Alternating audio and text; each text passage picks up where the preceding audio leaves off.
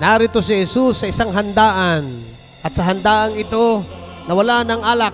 Nang mawala ng alak, humiling. Pero tingnan nyo, kay Maria lumapit ang mga naroroon.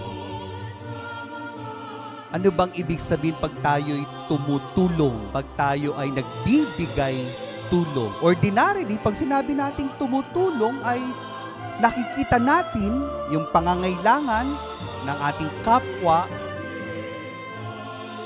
Si Maria, mapag-ampon ng Kristiyano, ay isang ina na nagtuturo sa atin ng kahinahunan, ng paggalang sa ating kapwa sapagkat sila ay nilikha din ng Diyos. Sumagot pa si Jesus, "Huwag ninyo akong pangunahan, ginang. Hindi ko pa panahon." Pero nangyari pa rin. Ginawa pa rin ni Jesus ang unang himala niya sapagkat hiniling ng kanyang ina. Hindi lang material, yung oras, yung panahon, yung mga talento, yung pakikinig, pwedeng uri ng pagtulong. Kaya nga, walang pwedeng hindi tumulong. Hindi natin pwedeng sabihin na, ay, ako naman po'y Father kapos, hindi ako makakatulong. Hindi. Ay, Father, kami may problema din naman sa pamilya, hindi ako makakatulong. Hindi. Lahat tayo may pagkakataong tumulong. Ipangako natin na tayo ay susunod sa Kanya. Sa pamamagitan ng pagdarasal ng Rosaryo, tayo ay mananaig sa masamang kalaban. If you recite the Holy Rosary, well, tayo ay dapat lalapit kay Jesus dito sa sakramento ng Eucharistia.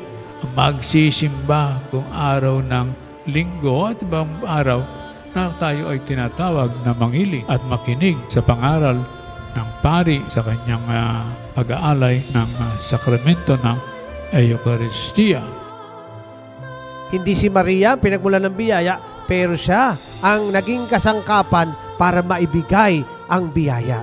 Nga ba tayo may pag-asa na hindi mabibigo? Sapagkat bukod sa isang Diyos na ito ang katotohanan, mayroong isang ina na sa kasaysayan ng simbahang Katolika ay laging nagpakita ng kanyang pagmamahal, malasakit sa atin sa pamamagitan ng kanyang paghingi sa kanyang anak ng mga biyaya para sa atin. Ang pagtulong mas nasusukat sa mga ordinaryong sandali. Sa mga pagkakataong hindi kailangang i-social media, hindi kailangang palakpakan, hindi kailangang makita ng iba. Yun pa nga yung tunay na pagtulong. At yan ay tinuturo sa atin ng ating simbahan. Yan ay tinuturo sa atin ng mahal na Birhen, mapag-ampon ng mga Kristiyano.